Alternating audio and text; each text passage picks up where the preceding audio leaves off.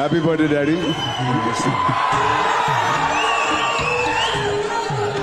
So thank you daddy. మాలో ఏదైనా, మా అందరిలో ఏదైనా కొంచెం మంచితనం ఉందంటే అది మీ వల్లే. Thank you.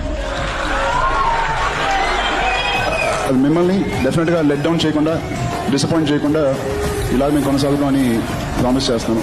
అది చాలు. నాకు మీకన్నా గొప్పగా లేకపోతే బాబాయ్ కన్నా గొప్పగా అవ్వాలని ఆశ లేదు, అస్సలు లేదు. మీరు ఇచ్చింది పోగొట్టకుండా లేకపోతే చెడగొట్టకుండా అలా సాగిపోతే నాకు చాలు నా జీవితానికి.